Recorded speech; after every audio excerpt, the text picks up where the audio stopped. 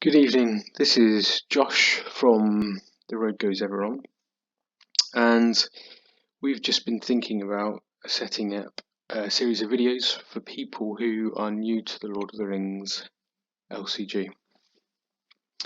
One of the main features of Lord of the Rings is that it's a deck building game, primarily in comparison to some of the other living card games such as Arkham and Marvel. There's a lot more that goes into building your deck.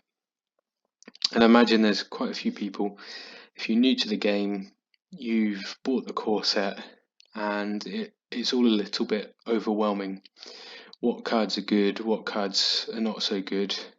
And I guess there's an element of playing with them and figuring out for yourself which is the good cards and which are not so good. But with the series having so many seasons now, you might want to speed up a little bit. You might want to have a little bit of inside information on some of the cards, especially the ones that you've just bought in the core set. There is 3 quests in the core set. The first one is fairly straightforward. It even gives you bonuses for completing stuff, like the active location and even traveling to the location. I think one of them lets you ready a character, which is very nice because you don't get that later on in the series. It's a lot more brutal. This second quest is a lot more on par with some of the later quests. But the third quest, I don't know why. Maybe they were just trying to show off the game or how they can make it difficult for you. But the third quest, even up to this day, is seen to be one of the most difficult quests in the living card game. So if you've only got cards from the core set, especially that third quest, it can seem quite daunting, and even the second one. So what we thought we would do is we'd put a few videos together and go through each of the spheres. So I'm going to go through tactics today. It's probably the one out of the 4 that has had the least amount of love put into it, I'd say. I'm not sure whether it was the least amount of love or whether it was the fact that they just some of the mechanics that they put into tactics just didn't really work out. I think even through the whole first cycle through Mirkwood,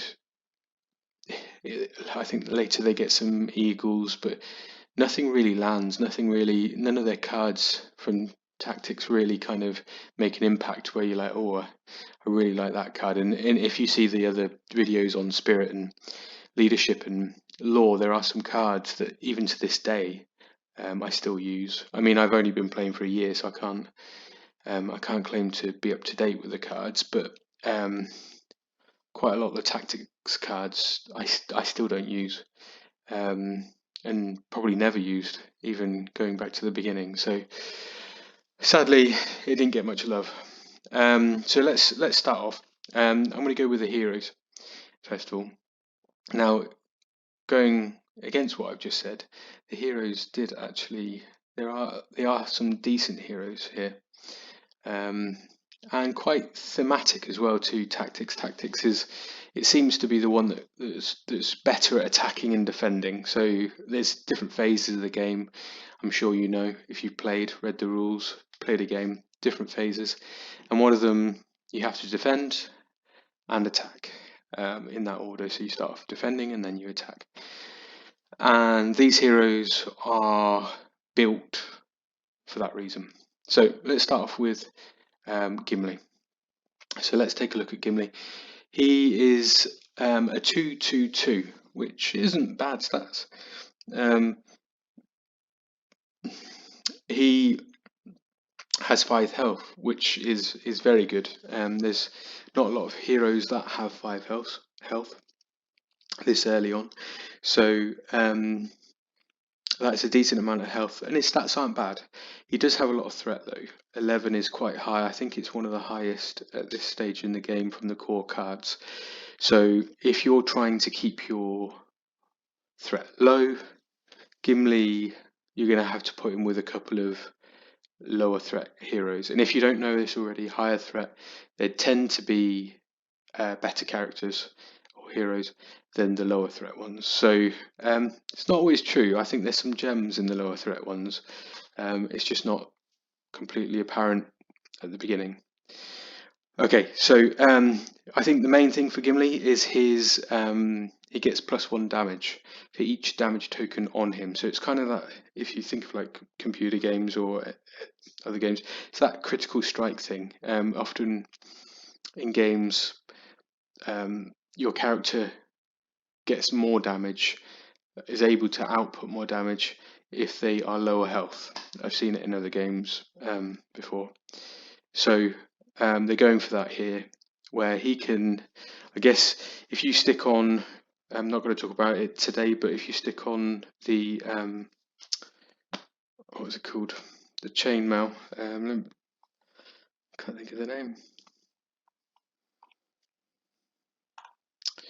There's a 4-cost attachment, and it gives him 4 extra health, but it is expensive. You can end up having 9 health, take him down to 1 health. He's got an extra 8 attack on top of his 2, so he can be hitting for 10, which is very good. So that's his main benefit. This kind of critical hit thing that's going on, and it's quite nice. I like it. I like him as a card. He's fairly decent, but I haven't used him very much.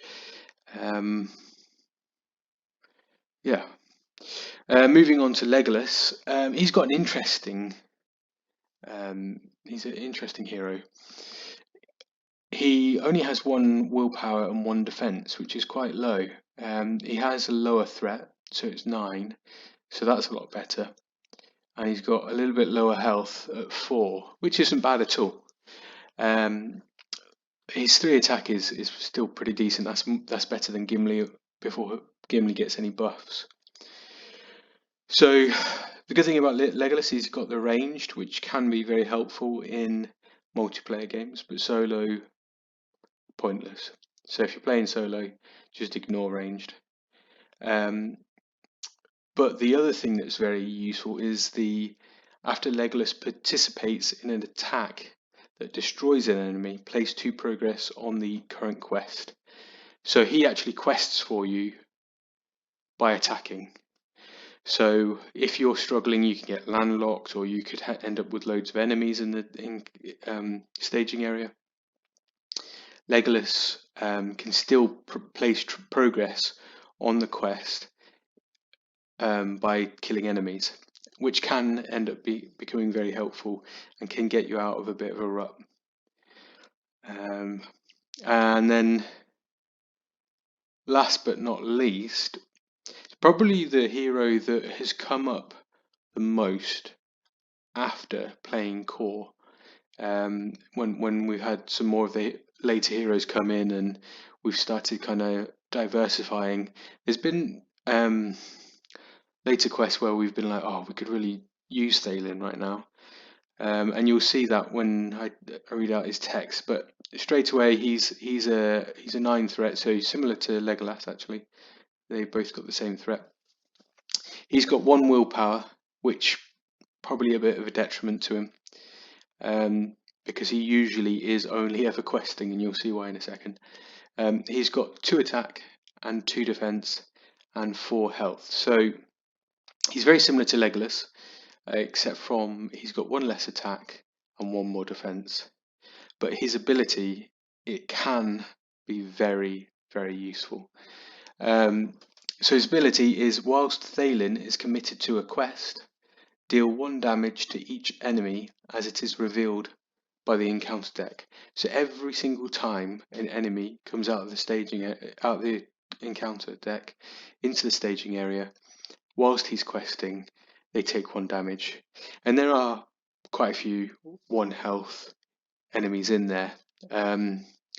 Enemies that potentially have surge and pull out another enemy or something else.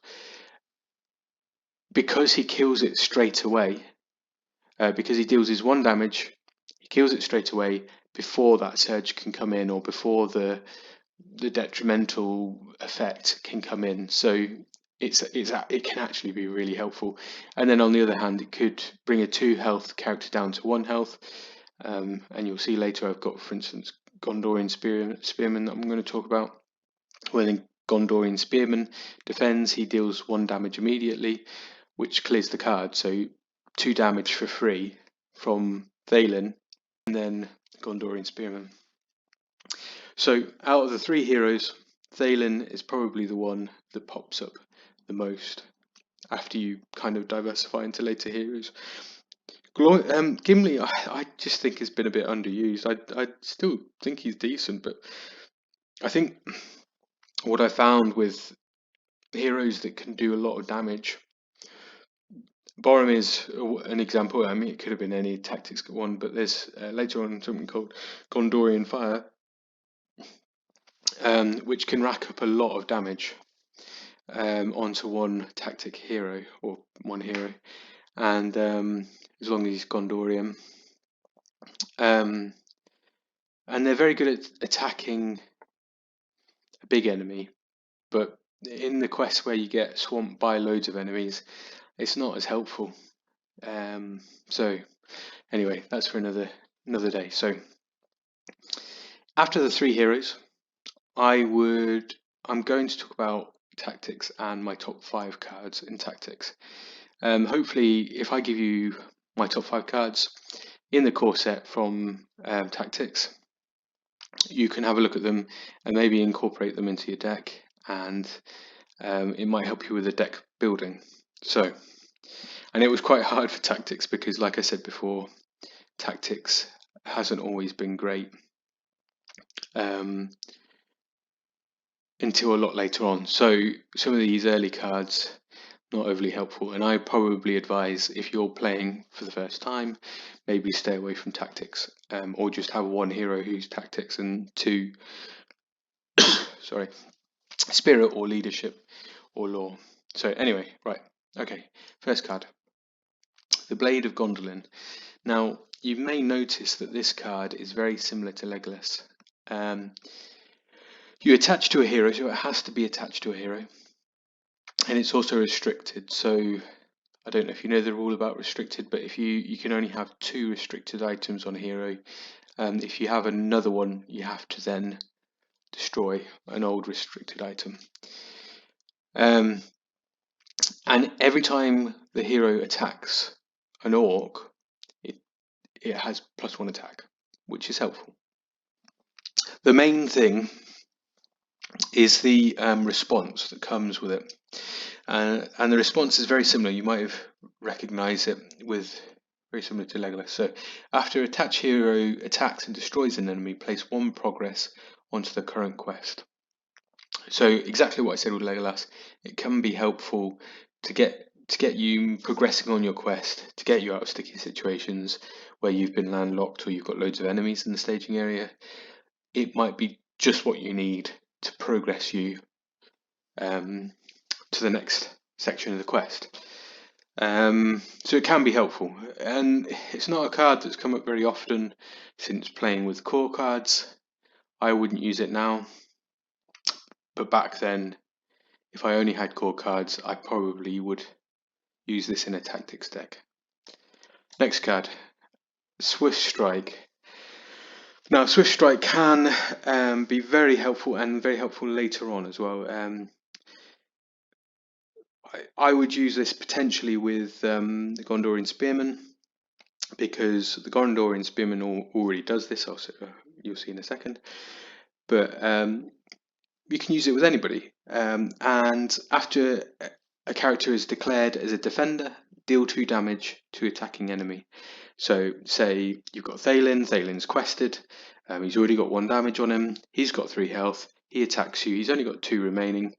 Before they actually do the attack onto you, you deal 2 damage directly to him before the shadow card, before anything, and you kill him. And it's a nice easy way of getting rid of some of the horrible enemies that you will encounter. So can be helpful. It does cost 2, which is a little annoying, but 2 cost for 2 damage. I wouldn't say that's too bad. Especially say if you had Gondorian Spearman, you'd end up having 3 damage for 2 costs. So you could kill quite a few enemies with that, especially if Thalen's already done 1 damage. So right, moving on. Next card. Quick Strike. Whereas I've seen Swift Strike played a bit more later on, I haven't seen Quick Strike in a little while. It's kind of helpful in the sense that you can attack the enemy before they attack you. So normal phase, they do their attacks first, so you're defending, and then you do your attacks. So if you say you had Gimli beefed up with loads of attack power, you could have him attack a horrible monster, say a troll or something like that, and kill it before he even does his attack to you. And his attack might kill one of your heroes or whatever. So can be very helpful for 1 cost. And again, get you out of a sticky situation. Next one, Feint. Now this one I have seen a lot more. It's kind of like a get out of jail free card, in other words. You can end up with a troll against you. I think the second quest, it gives you a troll straight away.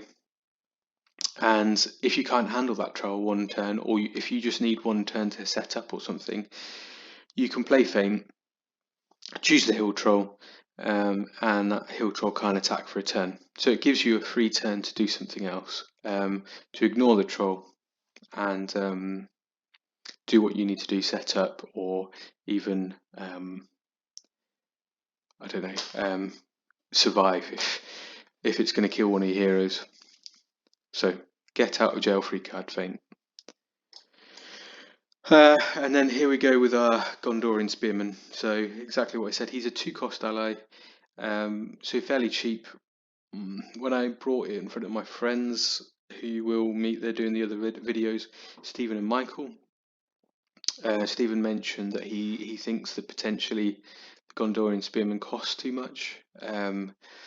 I'm not too sure. I think 2 cost for 1 attack, 1 defense, 1 health, not too shabby. And his Sentinel means in a co-op game he's even more useful, where you can defend for other people as well. Solo, again, ignore it. Sentinel doesn't mean anything on a solo game. But like I said about the Swift Strike, Gondorian Spearman, when he's a defender, he deals 1 damage straight away, before shadow cards, before anything. So if the guy's only got 1 health left, you would deal your 1 damage to the enemy, kill it, and the effects of that he has on his card, or the effects of his shadow card, won't come into play. So, and he wouldn't even do the attack to the Gondorian Spearman. So you keep the Gondorian Spearman after that if he's only got 1 health. So even though he's 1 health, 1 defense, he can survive if you play your cards right. No pun intended. Right. If I now, that's my top 5 cards, I'd say, from Tactics. Nothing special, honestly. There's so much better cards later on. But from what Tactics give you in the core set, you've just spent £20-30 or $30 or whatever buying your core set. You don't want to be buying a load of more cards, so this is the best you've got so far. Try and incorporate some of these. They will be helpful in your deck. I just want to throw in a couple of more cards before I end. This is going to be an honourable mention, and quite a sad honourable mention, because this used to be an absolute beast, the Horn of Gondor. And this is the actual text as it used to be. After a character leaves play, add 1 resource to the attached heroes pool. So you gain a resource every time a character leaves play. That has now been changed. Sadly, that's how it used to be. It's now after a character is destroyed, because quite a few of the Rohan heroes, I think it is, later on, and even say for instance Gandalf, because he leaves play, he doesn't actually get destroyed. unless he dies, of course. If Gandalf comes into the game, leaves play as he is, it doesn't actually trigger the Horn of Gondor. So in other words, it kind of only really works now with chump blockers, or say the Gondorian Spearman, something with low health. If you had a lot of low health minions that you just use as chump blockers, chump blocker being just a character that is to defend an attack, and you know he's going to die, but at least it's not one of your heroes taking the defense. That's what a chump blocker is. Unless you have a load of chump blockers, you're not gaining much resource from this. There's much better resource generation in the game, especially from leadership. So sadly not as good as it used to be, but the Horn of Gondor would be my honourable mention. And then one final card. This is actually a neutral card. I have just mentioned him, but I thought I'd put him as well. Gandalf. You might as well just put Gandalf in all your decks. He does cost a lot. He costs 5, but because he's a neutral card, he can actually be paid for on all of the spheres. Obviously up here I've got 3 tactics, but you can have 2 lore, 1 tactic. You can have 1 tactic, 1 lore, 1 spirit if you want. All of them can come together and pay for Gandalf. And Gandalf at this point in the game is the most powerful card you can have in your deck. He will get you out of so many situations. He's got 4 willpower, 4 attack, 4 defense, so he can take on anything, but he only lasts for 1 round. His main thing is that his response is when he enters play, you can draw 3 cards. Very good. He can deal 4 damage. Also very good for getting you out of sticky situations, say with the Hill Troll. Or you can reduce your threat by 5, which I think we ignored the threat 1 by 5 on the early days and thought the damage and the cards was good, but honestly the threat, you'll realise that keeping your threat low is very good in this game. So yeah, very good card. And then for 1 turn you can either use him to commit to the quest for 4, that's decent. You can attack for 4 or defend for 4. So very good all-round card. Put him in your deck, put 3 of them in. He'll help you out every time. Okay, great. So that's tactics. Sorry, it's taken about 23 minutes to tell you all that, but hopefully that gives you a bit of an overview of the tactics sphere. Some cards to look at, keep an eye out for when you're building your decks. And we should have 1 up for spirit, lore, and leadership. They'll either be taken by myself. I think I might be doing 1 more, and then the other 2 will be taken by Stephen and Michael. So great, thanks for joining us, and we'll see you soon.